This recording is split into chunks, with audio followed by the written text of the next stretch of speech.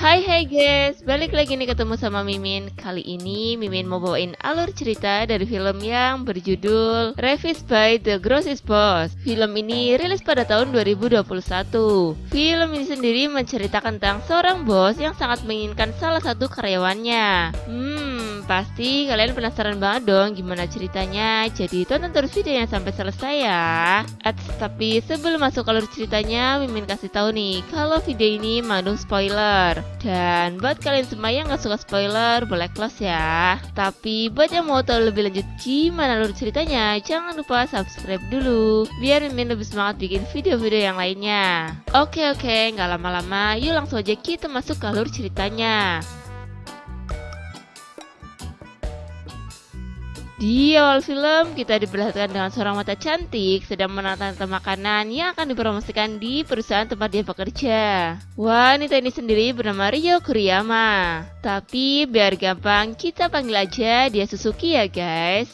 Suzuki ini merupakan salah satu karyawan cantik di tempat dia bekerja.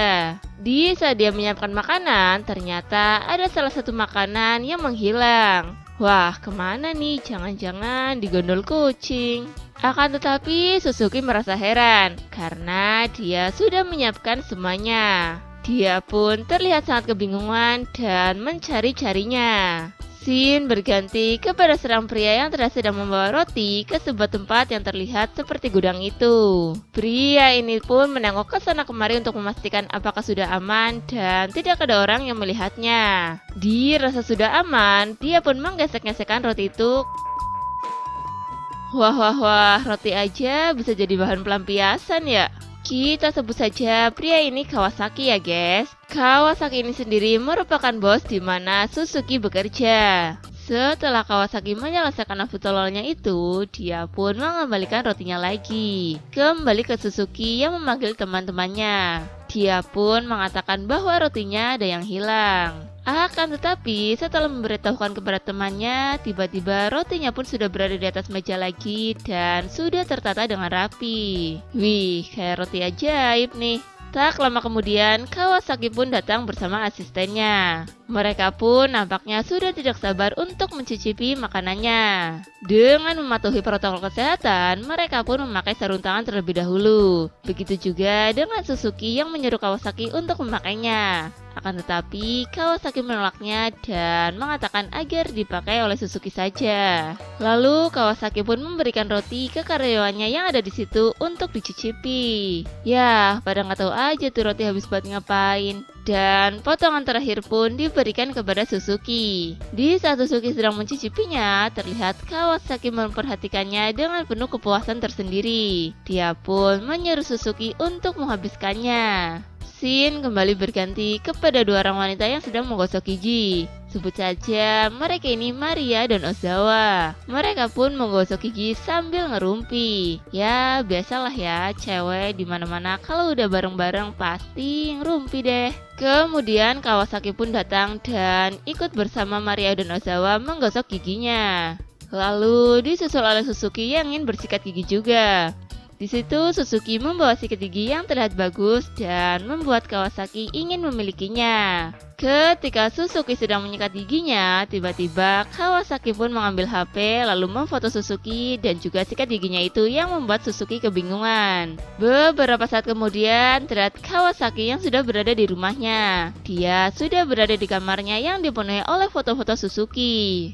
Dan ternyata selama ini Kawasaki sangat mengidam-idamkan Suzuki. Sampai-sampai kamarnya itu dipenuhi foto-fotonya untuk jadi bahan halu. Tak lupa dia pun membeli sikat gigi yang sama persis seperti punya Suzuki. Kemudian dia pun menyekat-nyekat sambil menghalu tentang Suzuki. Ya ampun, tuh pria satu nyampe segitunya banget ya. Awas, ntar lecet tuh buyung loh. Singkat cerita, terlihat Maria yang sedang mengisi tinta mesin karena sudah habis. Tak lama kemudian, Kawasaki pun datang melihat Maria yang sedang mengisi tinta. Di situ, Kawasaki pun menyuruh Maria untuk mengisi tintanya dengan penuh. Dan secara diam-diam, Kawasaki pun mengambil satu suntikan yang ada di situ. Lalu, dia pun pergi tanpa disadari oleh Maria. Kemudian, terlihat Kawasaki yang sedang menyedot sebuah minuman dari botol menggunakan suntikan tadi. Dia juga menyedot sebuah sebuah cairan putih dan dimasukkan ke dalam minuman botol itu untuk dicampurkannya. Scene berganti di mana terlihat karyawan-karyawan Kawasaki yang sedang menilai makanan-makanannya. Di situ Kawasaki pun mengatakan kalau jam kerja sudah habis dan menyuruh mereka semua untuk pulang. Tapi tidak dengan Suzuki, karena ada lemburan di kantornya. Lalu si bos pun memberikan minuman yang tadi dia racik kepada Suzuki. Dia pun mengatakan minuman itu untuk menemaninya lembur nanti. Beberapa saat kemudian terlihat Suzuki yang mau lembur bekerja. Dia membawa minuman yang tadi Kawasaki berikan. Lalu dia pun langsung meminumnya. Dan tanpa Suzuki sadari, ternyata di situ sudah dipasangi kamera oleh Kawasaki yang terhubung langsung ke smartphone-nya untuk jadi bahan halu lagi. Ini bos ada-ada aja deh idenya. Dan dia pun langsung melakukan senam 5 jari di situ. Selagi Kawasaki ini sedang berhalu, tiba-tiba Suzuki pun ditelepon oleh pacarnya. Dia pun mengatakan kepada pacarnya bahwa hari ini ada lemburan. Lagi asik teleponan, Kawasaki pun datang dan langsung mematikan teleponnya. Si bos itu pun mengatakan supaya Suzuki fokus saja ke pekerjaannya.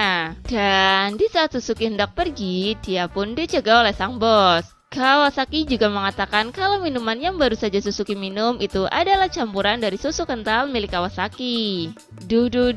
Itu rasanya kayak apa ya?